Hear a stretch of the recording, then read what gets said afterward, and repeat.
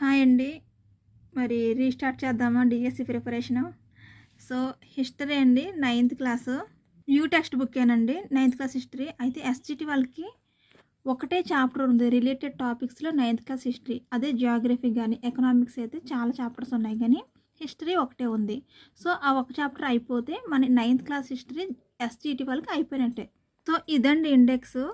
The French revolution, French విప్లవం, అలాగే socialism in Europe and Russian revolution, ఐరోపాలో సామ్యవాదం, రష్యా విప్లవం, Nazism and the rise of Hitler, Nazism, Hitler ఉన్నతి, forest society and colonialism, అటవీ సమాజం, వలసవాదం, pastoralists in the modern world, ఆధునిక ప్రపంచంలో పశుపోషకులు.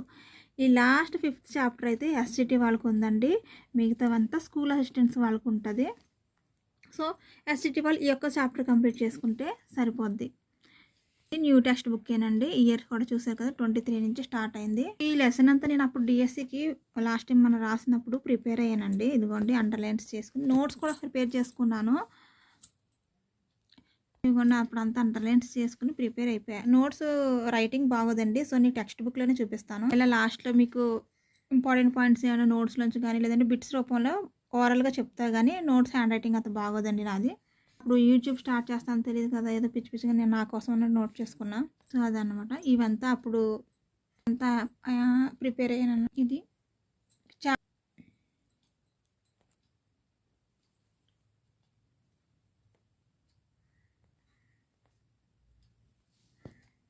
ఇక్కడితో ఎండ్ అండి. చాప్టర్ అయితే పెద్దదేనండి. కాకపోతే అండర్లైన్స్ చేశాను కాబట్టి తొందరగా అయిపోద్ది. ఒక 2-3 వీడియోస్లో అయిపోద్ది అనుకుంటున్నాను ఈ చాప్టర్. సో మన డిఎస్సి ప్యాటర్న్ బట్టి మనం text book line to line చదివి కొంచెం కాన్సెప్ట్ అంతా అర్థం చేసుకుని వెళ్తేనండి, బిట్స్ వైజ్గా వెళ్తే మనకి యూజ్ ఉండదు. టెక్స్ట్ బుక్ రీడింగ్ అనేది కంపల్సరీ చేయండి ఫ్రెండ్స్. సైన్స్ సోషల్కి కంపల్సరీ టెక్స్ట్ బుక్ రీడింగ్ ఉండాల్సిందే. చూడండి స్టార్టింగ్లో పిక్చర్ ఇచ్చారండి. పిక్చర్ అయితే చాలా బాగుంది. ఆయిల్ పెయింటింగ్ అనుకుంటా. తూర్పు గడ్వాల్లోని బుగ్వాల్లో మేత మేస్తున్న గొర్రెలను పిక్చర్ ఇచ్చారు. ఇది గద్వాల్ కదండి, అది గడ్వాల్ అన్నట్టు. 1200 అడుగుల కంటే ఎత్తైన ఉన్నత పర్వత ప్రాంతాల్లోని ప్రకృతి సిద్ధమైన విశాల పచ్చిక బయళ్లను బుగ్వాల్ అంటారు. చూడండి ఇక్కడ ప్లేస్ ఇచ్చారు. ఏ ప్లేస్? తూర్పు గడ్వాల్లోని బుగ్వాల్. అసలు ఈ బుగ్వాల్ అంటే ఏంటి? కొత్తగా కట్టాము. ఇదేంటంటే పచ్చిక బయలు అనమాట. గ్రీన్ గ్రాస్ ల్యాండ్స్ లాంటివి అనమాట, పశువులు మేయటానికి. సో బుగ్వాల్ అంటే మీనింగ్ తెలిసింది కదండి, పచ్చిక బయళ్ళు. సో అక్కడ ఉన్నాయంటే తూర్పు గడ్వాల్లోని పచ్చిక బయలు గురించి. వీటి గురించి ఎన్ని అడుగులు అంటే 1200 అడుగులు కంటే ఎత్తైన పర్వత భూమిలో పర్వత ప్రాంతాలు అనమాట. మిగతా లైన్స్ అన్నీ అండి 9th క్లాస్ పిల్లలు ఓరియంటెడ్గా అండి, మనకంటూ ఏమీ లేవు, చూశాను. అయితే ఈ నెక్స్ట్ పేజ్ ఓపెన్ చేద్దాం. ఈ నెక్స్ట్ పేజ్ అంతా కూడా ఒక గుజ్జర్లు అనేటువంటి పశు పోషకుల గురించి కంప్లీట్గా ఉంటుందండి. అలాగే ఒక 2 న్యూమరికల్స్ ఉంటాయి. అలాగే ఒక ఇయర్ అయితే, ఇంపార్టెంట్ ఇయర్ అయితే ఈ పారాగ్రాఫ్స్లో మెన్షన్ చేసింది. దాని గురించి చూద్దాం. జమ్మూ కాశ్మీర్కి చెందిన గుజ్జర్ బకర్వాలు మేకలు గొర్రెలను కాసుకునేటోళ్ళు అనమాట. వీళ్ళు ఏ శతాబ్దానికి చెందినవారంటే 19th సెంచరీ అనమాట. వీళ్ళు ఏ ప్రాంతానికండి? జమ్మూ కాశ్మీర్, గుజ్జర్ బకర్వాల్ అనమాట. నెక్స్ట్ అయితే వీరు శీతాకాలంలో దిగువ శివాలిక్ శ్రేణులలో జీవనం సాగించేవారు. దిగువ శివాలిక్ శ్రేణులు అంటే అది బాబర్ అండి. ఇక్కడ మెన్షన్ చేయలేదు, పెన్సిల్తో రాశాను కదా బాబర్. కానీ 9th క్లాస్లోని జియోగ్రఫీలో ఈ దిగువ శివాలిక్స్ని బాబర్ అని ఉంటుంది. సో ఇక్కడ మనం దాన్ని కోట్ చేసుకున్నాము. అక్కడ ఉండేటువంటి శుష్క అడవుల్లో వీరి పశువులకు పచ్చికను అందించేవారు. ఇక్కడ శుష్క అడవులు అనేది దిగువ శివాలిక్ శ్రేణి. డైరెక్ట్గా అలా అని అడగవచ్చు, అయితే బాబర్ అన్నా కూడా రెండింటికి ఒకటే మనం. నెక్స్ట్ శీతాకాలంలో నెక్స్ట్ పశు పోషకులు వచ్చేసి గడ్డి పశు పోషకులు అండి. వీరు హిమాచల్ ప్రదేశ్కు చెందినవారు. ఇందాక ఇక్కడ గుజ్జర్ బకర్వాలు జమ్మూ కాశ్మీర్కి అండి. అలాగే హిమాచల్ ప్రదేశ్ చెందినవారు గడ్డి పోషకులు అనమాట. ఇంకో 2 వస్తారు, వాళ్ళ నలుగురిని కలిపి మ్యాచింగ్ రూపంలో కూడా ఇవ్వచ్చు. ఇప్పుడు అదే కదండి ట్రెండ్, ఎగ్జామ్స్లో మ్యాచింగ్స్ అట్లాగే అడుగుతున్నారు కదా. ఋతు మార్పులను అనుసరించి సంచరించేవారు వీరు. అలాగే శివాలిక్ కొండలకు వచ్చి ఏప్రిల్ నెలలో ఉత్తరానికి వెళ్ళి లాహుల్ మరియు స్పితి ప్రాంతాల్లో వేసవిని గడిపేవారు. ఇక్కడ ఉత్తరానికి అనే ప్లేసు, అలాగే ఏప్రిల్ నెల అనే ప్లేసు, లాహుల్ అనే ప్లేసు, అలాగే వేసవి కాలంలో ఇక్కడ గడిపేవారు అనేది ఇంపార్టెంట్ అండి.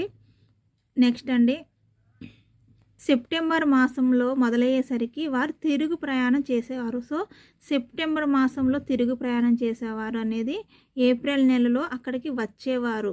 సో వచ్చే నెల ప్రవేశించే నెల వాళ్ళు ఉత్తరంలో ఎక్కడికండి, ఏప్రిల్ నెలలో. అలాగే సెప్టెంబర్ మాసంలో తిరుగు ప్రయాణం, ఆ రెండు కూడా ఇంపార్టెంట్ అండి. ఇలాంటి లైన్స్ తోటి మనల్ని కన్ఫ్యూజ్ చేస్తాడు. ఈ గుజ్జర్ వాళ్ళకి సంబంధించిన ఒక ఇన్ఫర్మేషన్ అయితే టేబుల్ చేశారండి. ఇక్కడ చూడండి, జీసీ బార్నెస్ కాంగ్రాకు చెందిన గుజ్జర్ తెగ గురించి 1850లో ఈ క్రింది విధంగా పేర్కొన్నారు. ఏంటది, ఇయర్ 50 అనేది ఇంపార్టెంట్ అండి. గడ్డి తెగకు చెందిన పశుపోషకులు ఎక్కువగా మేకలు, గొర్రెల మందలను కలిగి ఉంటారు. గుజ్జర్ల సంపద అంతా గేదెల రూపంలో ఉంటుంది. చాలా సింపుల్ లైన్సే చూడండి. GC Barnes settlement report of Kangra 1850 to 55 నుండి ఈ సమాచారం అయితే తెలుసుకున్నారు. ఇయర్ అనేది ఇంపార్టెంట్. ఈ వ్యక్తి పేరు కూడా బార్నెస్ అనే వ్యక్తి పేరు ఇంపార్టెంట్. చూడండి, ఇక్కడ చాలా సింపుల్ లైన్స్నే, కానీ చూడండి, గడ్డి తెగకు చెందిన మేకలు, గొర్రెల బదులు ఇంకే ఆవులు ఇంకేమైనా అడగొచ్చు. అలాగే గుజ్జర్ల సంపద అంతా గేదెలు అన్నారు. ఆవుల రూపంలో అన్నా కూడా మనకి ఎగ్జామ్లో కన్ఫ్యూజన్ అయిపోతాయి. పేపర్ ఈజీగా ఇచ్చిన ఉంటుంది, కన్ఫ్యూజన్గా కూడా ఉంటుంది. అలాగే మార్క్స్ తీస్తున్నారు కదా ఇప్పుడు. అలాగే గుజ్జర్ల యొక్క మంటపం గురించి లాస్ట్ టీఎస్సీలో అడిగారండి. ఈ నెంబర్ అడిగారు, ఎన్ని అడుగులు ఎత్తు. అసలు ఇది ఎన్ని అడుగులు ఎత్తు అనేది ఇంపార్టెంట్ అనుకోము, కానీ అడిగారండి.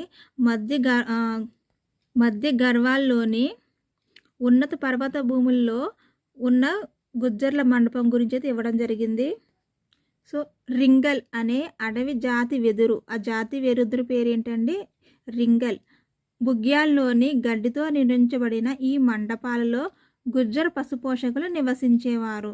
ఇది ఒక పని ప్రదేశం. ఇక్కడ వీరు నేతిని తయారు చేసేవారు. ఈ మండపాలు 10,000 నుండి 11,000 అడుగుల ఎత్తులో ఉండేవి. గేదెలు అంతకంటే ఎక్కువ ఎత్తుకు ఎక్కలేవు. ఇక్కడ కూడా గేదెలే మెన్షన్ చేశారు.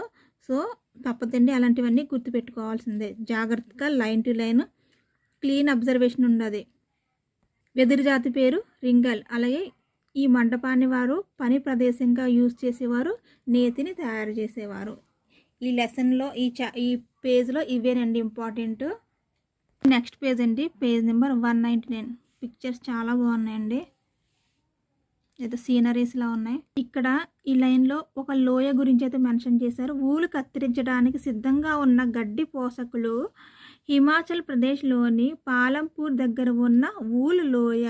పాలంపూర్ దగ్గర ఉన్నటువంటి ఊల్ లోయ అది హిమాచల్ ప్రదేశ్లో ఉంది. ఇక్కడ గడ్డి పోషకులు ఊలు కత్తిరించడానికి యూస్ చేసుకుంటారన్నమాట ఈ ప్లేస్ని. అలాగే ఈ గుజ్జల గురించి ఇంకా ఇన్ఫర్మేషన్ ఉందని చూడండి. గడ్వాల్, కుమాయున్ ప్రాంతాల్లోని గుజ్జగవారు శీతాకాలంలో బాబర్ అనబడే శుష్క అటవీ ప్రాంతాలకు, అడవిలో ఉన్నత మైదానాలకు తరలి వెళ్ళేవారు. బాబర్ అంటే దిగువ శివాలిక్ అని చెప్పుకున్నాం కదా. వీరిలో చాలామంది నిజానికి జమ్మూ ప్రాంతానికి చెందినవారు, కానీ 19వ శతాబ్దంలో పచ్చిక బయళ్ళను వెతుక్కుంటూ ఉత్తరప్రదేశ్లోని కొండ ప్రాంతాలకు వచ్చారు. సో ఉత్తరప్రదేశ్ అనేది హైలైట్ చేసుకోండి ఫ్రెండ్స్. వీరిలో భోటియాలు, షెర్పాలు మరియు కిన్నారీలు కూడా ఉన్నారు. వారంతా కూడా ఋతు మార్పులకు అనుగుణంగా సర్దుబాట్లు చేసుకునేవారు. వీరితో పాటు ఈ ముగ్గురిని కూడా హైలైట్ చేసుకోండి, భోటియాలు, షెర్పాలు, కిన్నారీలు. నెక్స్ట్ అండి, పిక్చర్కి సంబంధించి ఇన్ఫర్మేషన్ అయితే ఇచ్చారు.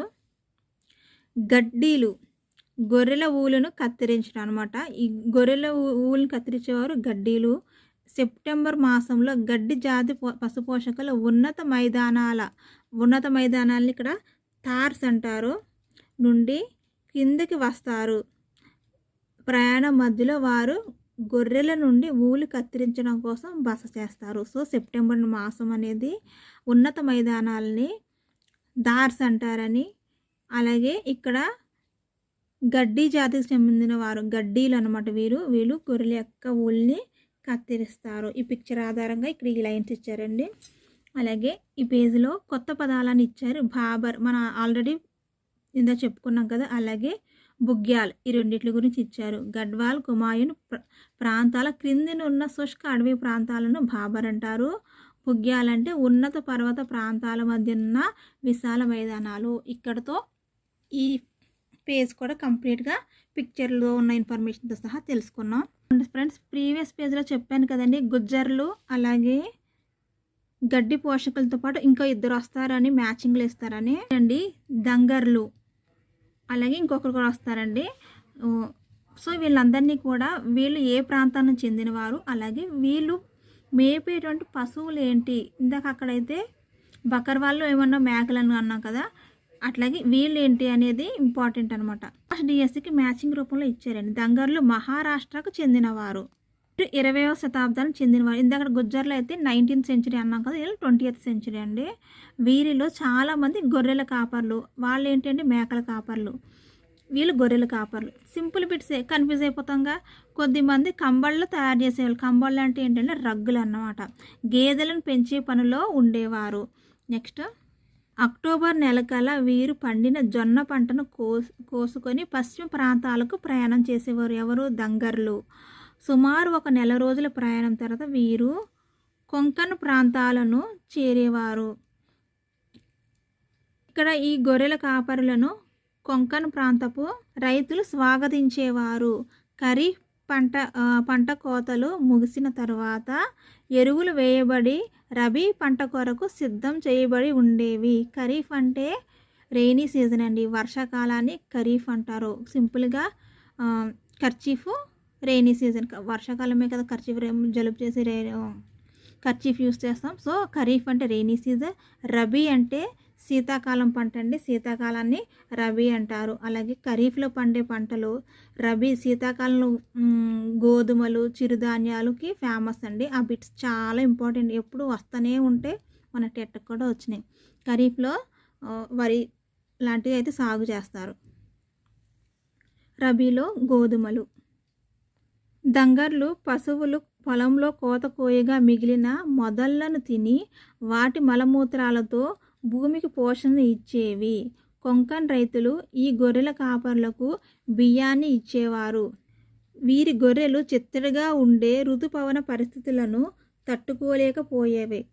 ఫ్రెండ్స్, ఈ మధ్యలో లైన్స్ ఏమి అండర్లైన్ చేయలేదు, ఎందుకంటే అవంతా వచ్చేట్టుగా ఏమి లేవు బిట్స్. కాకపోతే చూడండి, ఇక్కడ బియ్యాన్ని ఇచ్చేవారు కూడా నేను హైలైట్ చేశాను, ఎందుకంటే ఇలాంటివి అడుగుతారు. బియ్యాన్ని ఇచ్చేవారా, గోధుమలు ఇచ్చేవారా అంటారు. సో అలాంటివన్నీ ఇంపార్టెంట్ కాబట్టి అండర్లైన్ చేశానండి. ఈ మొత్తం ఈ పారాగ్రాఫ్లో కూడా కొన్ని లైన్స్ మాత్రమే అండర్లైన్ చేశాను. అర్థమవుతుందండి, మీ టైం వేస్ట్ అవ్వదు. నెక్స్ట్ ఈ పిక్చర్ ఇచ్చారండి, దానికి తగ్గట్టుగా ఇన్ఫర్మేషన్ ఇచ్చారు. చూద్దాం. పశ్చిమ రాజస్థాన్లోని థార్ ఎడారిలో మేకలు మేస్తున్న రైకా ఒంటెలు. ఆ యొక్క ఒంటెల యొక్క జాతి రైకా. పశ్చిమ రాజస్థాన్లోని థార్ ఎడారి గుర్తుంటుంది, రాజస్థాన్ గుర్తుంటుంది, కానీ అది రాజస్థాన్. పశ్చిమ అనేది హైలైట్ చేసుకోండి. అలాగే కొత్త పదాలు, ఈ లెసన్లో ఎక్కువ కొత్త పదాలన్నీ ఇట్లా బాక్స్ పెట్టి ఇస్తున్నారండి. ఖరీఫ్ ఆల్రెడీ చెప్పుకున్నాం కదా, ఖరీఫ్ రబీ గురించి. చూడండి, ఇక్కడ ఇంకా ఇన్ఫర్మేషన్ ఏమైనా ఇచ్చాడమో. వర్షాకాలపు పంట సాధారణంగా సెప్టెంబర్, అక్టోబర్ నెలల మధ్య కోతకు వస్తుంది. అదే కదండి, మనకి జూన్లో స్టార్ట్ అవుతుంది, సెప్టెంబర్, అక్టోబర్ కల్లా మనకి దీపావళి కంప్లీట్ అయ్యేటప్పటికి వర్షాకాలం కంప్లీట్ అయిపోద్ది. సో అలానే గుర్తుపెట్టుకోవచ్చు. అలాగే రబీ వసంతకాలపు పంట, శీతాకాలాన్నే వసంతకాలం అంటారు. సాధారణంగా మార్చి నెల వరకు కోతకు వస్తుంది. ఇప్పుడు వింటర్ సీజన్ నడుస్తుంది కదండి, శివరాత్రి వచ్చి అంతవరకు ఫిబ్రవరి, మార్చి వరకు మనకు శీతాకాలం ఉంటుంది. అట్లా నెల గుర్తుపెట్టుకోవచ్చు. నెక్స్ట్, మొదళ్ళు అంటే పంట కోతలు పూర్తయిన తర్వాత నేలపై మిగిలిన మొక్కల మొదలు. ఇది మనకు తెలిసిందే ఫ్రెండ్స్. నెక్స్ట్ వీడియోలో మిగతా చెప్పుకుందాం. ఇక్కడ కృత్యాలు ఇచ్చి వాటిని మ్యాచింగ్ చేస్తూ అడిగాడు. సో వీడియో లెంత్ ఎక్కువ అవుతుంది. నెక్స్ట్ 2 వీడియోస్లో ఈ చాప్టర్ అయితే కంప్లీట్ చేద్దాం. ఏమైనా ఫీడ్బ్యాక్ ఉంటే చెప్పండి ఫ్రెండ్స్, క్లారిటీ లేదనో ఇంకేమైనా ఉంటాయి కదా, ఇంకా ఎక్కువ కొంచెం ఏమైనా నష్టపెట్టి మాటలు ఏమైనా ఉన్నాయో, రిపీటెడ్ వర్డ్స్ ఏమైనా యూస్ చేస్తున్నా, ఇట్లా ఏమైనా ఫీడ్బ్యాక్ ఉంటే చెప్పండి. అలాగే మీకు ఏ సబ్జెక్ట్ ఏమైనా కావాలన్నా, అడిషనల్ ఇన్ఫర్మేషన్ కావాలన్నా కామెంట్ చేయండి ఫ్రెండ్స్. కంపల్సరీ కామెంట్స్ అయితే చూసి నేనైతే వెంటనే రిప్లై ఇస్తాను. అది మీకు తెలుసు. Thank you for subscribing and watching అండి. బాయ్.